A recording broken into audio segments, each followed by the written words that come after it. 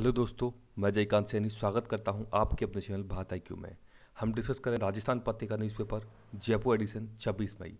तो वीडियो के संबंध में यदि कोई आपकी डाउट्स हो या क्वेरी हो तो आप मुझे कमेंट बॉक्स में लिख सकते हैं या मुझे टेलीग्राम पर भी ज्वाइन कर सकते हैं। तो बिना किसी देरी के शुरू करते हैं आज का डिस्कशन।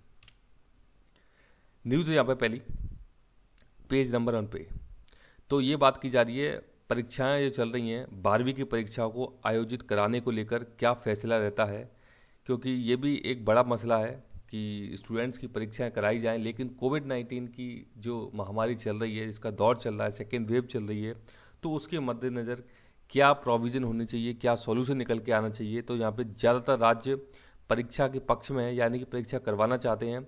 विद्यार्थियों के लिए सुरक्षित माहौल पर जोर है, लेकिन तो दोनों ही बात है, क्योंकि सुरक्षा भी बहुत ज़रूरी है और एजुकेशन भी अपने आप में बहुत ज़रूरी है कि इसमें भी किसी प्रकार का कोई ब्रेक, कोई लूप होल्स नहीं होना चाहिए एजुकेशन सिस्टम में। लेकिन हेल्थ प्रायोरिटी पर है। अगर हम इसकी कंपैरिजन करें यदि एजुकेशन और हेल्थ में, इस टाइम पे ये सर्कमस्टेंसेस बता रहे हैं कि ऐसे माहौल में यदि प्रायोरिटी दी जाएगी तो हेल्थ को दी जाएगी। हेल्थ इज़ फर्स्ट, क्योंकि वो अगर आपकी ठीक रहेगी हेल्थ, तभी आप आगे कुछ कर पाएंगे। तो यहाँ पे ऐसी कुछ चर्चाएं चल रही हैं, देखते हैं आने वाले समय में क्या डिसीजन लिया जाता है।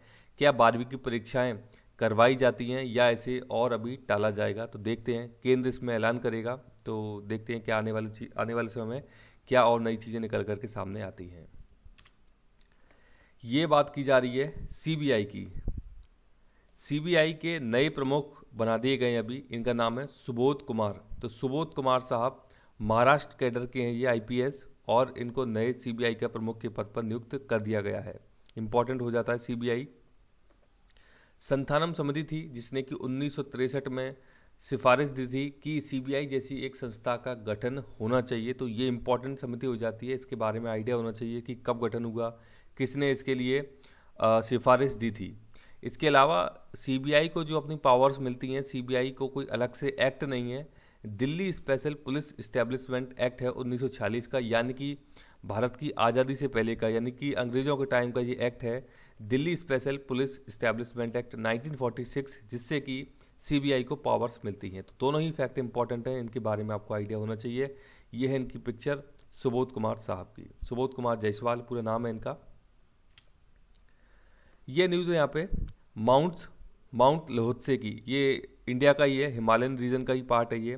तो सुमित है यहाँ पे झुंझुनू जिले के सुमित सोमरा ने माउंट लोहत्से की चोटी पर तिरंगा फहराया है। CISF में ये उप निरीक्षक के पद पर कार्यरत हैं और यहाँ पे इन्होंने फतेह किया है। देख सकते हैं, ये पिक्चर है यहाँ पे इनकी, हालांकि साफ नहीं है, धुंधली पिक्चर है, लेकिन बस एक आइडिया के लिए है।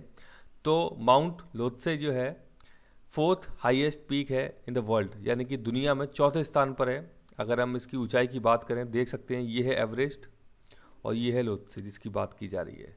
तो आप देख सकते हैं ऊंचाई के, यदि आप देखेंगे यहाँ पे हाइट, तो कहाँ पे है ये इस लेवल पे है और ये यहाँ पे, यानी ज़्यादा डिफरेंस यहाँ पे नहीं है।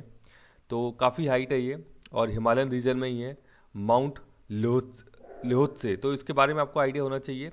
कई बार इस प्रकार की चीज़ें पूछी जा सकती हैं कि कहाँ पर स्थित है ये, तो इसलिए ये चर्चा में रहती है, इनके बारे में आइडिया होना चाहिए। ये बात की जा रही है, एक एडिटोरियल है यहाँ पे, जूस जैकिंग फ्रॉड। बड़ा ही इंटरेस्टिंग लगा मुझे ये, क्या है जूस जैकिंग फ्रॉड, नई एक टर्म कुछ समझने में आई।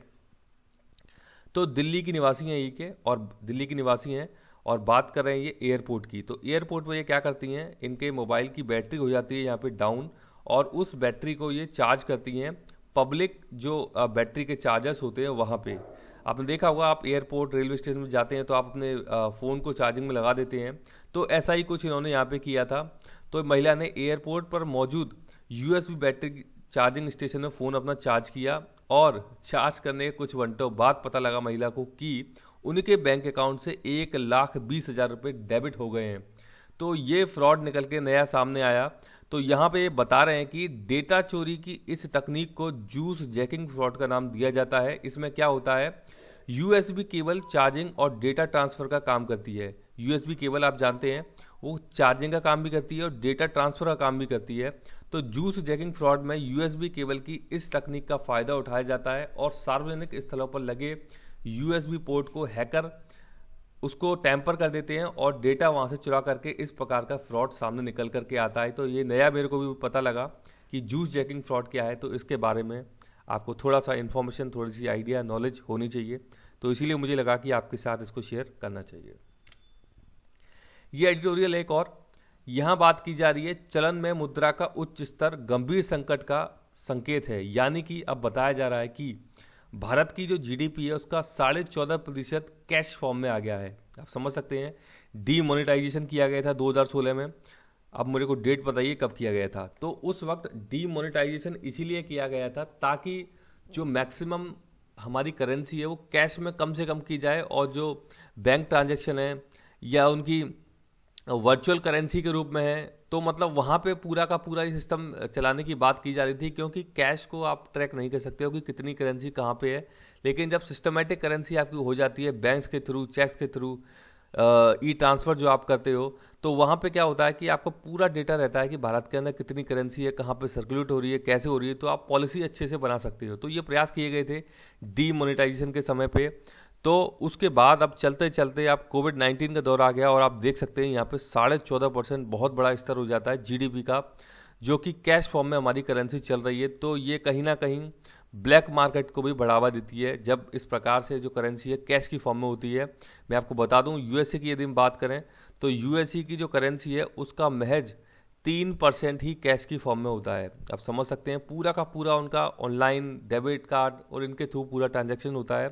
तो इसको रोकने को लेकर के काफ़ी ज़्यादा प्रयास करने चाहिए सरकार को, क्योंकि ये एक खतरा पैदा कर सकता है इकोनॉमी के लिए, क्योंकि इसी से जनरेट होती है फिर जो ब्लैक इकोनॉमी की हम बात करते हैं, जो काला बाजारी की हम बात करते हैं, वो सारा की सारी कैश फॉर्म में होती है। तो ये एक नई समस्या पैदा होती जा रही है इकोनॉमी के क्षेत्र में। दूसरी यहाँ पे एडिटोरियल है, नक्सली के संबंध में बात की जा रही है। ये बातचीत का अवसर ना खोए माओवादी और सरकार। तो ये आप देखते होंगे रेड कॉरिडोर आप देखते होंगे, छत्तीसगढ़, झारखंड, ये पूरा एरिया जो है इस प्रकार से, आंध्र प्रदेश से कुछ एरियाज भी आते हैं इसमें, और ऐसे कई एरियाज हैं, बिहार के भी कुछ एक एरियाज हैं। तो ये पूरा का पूरा रेड कॉरिडोर है। वहाँ पे उनकी ये आदिवासी जो बाहुल एरिया है, इनकी डिमांड ये रहती है कि सरकार इनके साथ शोषण कर रही है, इनके राइट्स को छीन रही है, वहाँ पे इनके जो रिसोर्सेज हैं उनका दुरुपयोग कर रही है, ऐसा इनका मानना है। तो ये अपनी बातें रखना चाहते हैं और कहीं ना कहीं इसमें कंसेंसस की ज़रूरत है, पॉलिटिकल पार्टी सामने आए और वहाँ पे जो कॉन्फिडेंस लो पड़ा हुआ है, ये जो आदिवासी लोग हैं, रेड कॉरिडोर माओवादी जो लोग हैं, वो कॉन्फिडेंस की ज़रूरत है। इन दोनों को आके बात करनी चाहिए, क्योंकि ये भारत के ही लोग हैं, कहीं भारत के बाहर लोग नहीं हैं। लेकिन ये कहीं ना कहीं नाराज़ हैं, डिसिडेंट बढ़ा हुआ है इनके अंदर कि सरकार की जो पॉलिसीज हैं वो गलत हैं, इनके जो रिसोर्सेज हैं इनका शोषण किया जा रहा है, इनकी जो ज़मीनें हैं उनको ज़बरदस्ती इनसे छीना जा रहा है। तो इस प्रकार की चीज़ें हैं इनके मन में, इन लोगों के बीच में। तो इसको कहीं ना कहीं दूर किया जाना चाहिए। इस प्रकार की एक म्यूचुअल कंसेंट होनी चाहिए, कंसेंसस होनी चाहिए, बातचीत होनी चाहिए, तभी जा करके कुछ अच्छे प्रयास आने वाले समय में हो सकते हैं। अदरवाइज आप देखते हैं कि कितनी सारी मुठभेड़ होती हैं, हमारे कितने सारे CISF, हमारे कितने सारे सेंट्रल रिजर्व फोर्स के जवान जो होते हैं वो यहाँ पे शहीद हो जाते हैं। आए दिन आप घटनाएं सुनते होंगे। तो इसको रोकने के लिए ज़रूरत है कि एक बेहतरीन प्रयास होना चाहिए, बातचीत होनी चाहिए, और जो कॉन्फिडेंस लेवल है उसको बढ़ाने की दिशा में काफ़ी अच्छे प्रयास करने चाहिए राज्य सरकारों को और केंद्र सरकार को भी। तो ये ज़रूरत है आज के समय की, इस प्रकार की चीज़ें नहीं देखने को मिलनी चाहिए देश के अंदर कम से कम। ये बात की जा रही है यास चक्रवात की। तो साइक्लोन है यास, और ये अभी आया हुआ है बंगाल की खाड़ी में। मैंने आपको बताया कि सबसे ज़्यादा जो साइक्लोन्स आते हैं भारत के अंदर बंगाल की खाड़ी में ही आते हैं। कारण उसका है वहाँ पे टेम्परेचर हाई हो जाता है कंपैरिजन अरेबियन सागर के। तो वहाँ पे टेम्परेचर हाई होता है, इसी का कारण है कि सबसे ज़्यादा साइक्लोन्स बंगाल की खाड़ी में आते हैं। तो ये जो साइक्लोन है इसका नाम दिया गया है यास। तो नाम किसने दिया है? ये दिया है ओमान देश ने। ओमान देश ने इसको नाम दिया है, ये आपको पता होना चाहिए। इसका नाम है यास। ये रेफर करता है एक पेड़ को, ट्री को, विद गुड फ्रेग्रेंस, जिसमें कि अच्छी खुशबू आती है। And in English the word is similar to jasmine. Jasmine का आपने नाम सुना होगा, जिसमें से अच्छी खुशबू आती है। तो उसी से यहाँ पे निकाला गया है। यास का मतलब है अच्छी खुशबू वाला कोई जो पेड़ होता है उसका, उससे निकाला हुआ शब्द है यास। तो आप इसको थोड़ा सा याद रखिएगा कि जैस्माइन याद रखिएगा आप, जिससे कि अच्छी खुशबू आती है, वहाँ से नाम लिया गया है यास, और ओमान देश ने इसको दिया है ये नाम। इसके अलावा ये जो साइक्लोन है यास, इसको क्लासिफाई किया है वेरी सीवियर साइक्लोनिक स्टॉर्म, यानी कि खतरनाक स्टॉर्म है ये। तो आज यानी कि 26 मई को उड़ीसा वेस्ट बंगाल के तट पे यहाँ पे काफ़ी अच्छे मतलब हैवी विंड्स यहाँ पे चलेंगी और बरसात होगी यहाँ पे आज। तो ये पूरी संभावना है। तो देखेंगे कल क्या न्यूज़ निकल के सामने आती है, क्या क्या क्या नुकसान निकल के सामने आते हैं, क्या तैयारी रहती है एनडीआरएफ की। तो ये सब चीज़ें देखते हैं आने वाले समय में। ये आप देख सकते हैं अरेबियन सी है, ये है बे ऑफ बंगाल और ये है भारत का नक्शा। तो बे ऑफ बंगाल में यास आया हुआ है, इसको नाम दिया है ओमान ने। बड़ी अजीब बात देखिए आप। और अरेबियन सी में आया था भी ताउते, तौकते जो आया था उसको नाम दिया था म्यांमार ने। छिपकली मैंने आपको बताया था, गेको छिपकली के नाम पर इसको दिया था ये जो नाम था तौकते। तो आप देख सकते हैं जो अरेबियन सी है जो कि ओमान के पास है, इसमें तो नाम दिया था म्यांमार ने। और बे ऑफ बंगाल है जो कि यहाँ से कहीं दूर है ओमान से, तो ओमान ने इसका नाम दिया। ये क्रॉस में आप देख सकते हैं, इस प्रकार से इन्होंने नाम दिए हैं। तो दोनों ही याद रखिएगा क्योंकि रिसेंट घटनाएं ये। और ये है भारत। तो तौकते है जो उसने वेस्टर्न वाला जो पार्ट है यहाँ पे काफ़ी ज़्यादा प्रभावित किया था, और ये याश है यहाँ पे इस वाले पार्ट में ज़्यादा प्रभाव डालेगा ये। तो देखते हैं क्या और चीज़ें होंगी इसमें अभी जब जब ये इफेक्ट में आएगा, आगे कैसे जाता है ये साइक्लोन। ये बात की जा रही है माली देश की। अफ्रीकन कॉन्टिनेंट, अफ्रीका महाद्वीप का देश है माली। तो यहाँ की राजधानी का नाम याद रखिएगा बमाको। तो यहाँ पे सैन्य विद्रोह देखने को मिला है। राष्ट्रपति, प्रधानमंत्री और रक्षा मंत्री को हिरासत में ले लिया गया है। तो इसके बारे में आपको पता होना चाहिए। ऐसी जब घटनाएं सामने निकल के आती हैं तो उस देश के बारे में, उसकी कैपिटल के बारे में थोड़ा सा आइडिया होना ज़रूरी हो जाता है। मैं आपको इसका लोकेशन दिखा देता हूँ। ये बात की जा रही है माली की। अटलांटिक सी है यहाँ पे ये आप देख सकते हैं। नाइजर है, अल्जीरिया है, लीबिया है, ये ऊपर इसके देश हैं यहाँ पे। ये मॉरिटाना है। तो इसकी कैपिटल है बमाको। ये नाम याद रखिएगा माली की, जहाँ पर कि सैन्य विद्रोह देखने को मिला है अभी। तो मुझे आशा है कि वीडियो आपको अच्छा लगा होगा। यदि वीडियो अच्छा लगा है तो ज़रा सा लाइक करें, शेयर करें, सब्सक्राइब करें, ताकि और भी लोग वीडियो का फ़ायदा उठा सकें। आप मुझे अपने सुझाव कमेंट बॉक्स में भेज सकते हैं या मुझे ईमेल भी कर सकते हैं। इसी के साथ धन्यवाद, मिलते हैं अगली वीडियो में।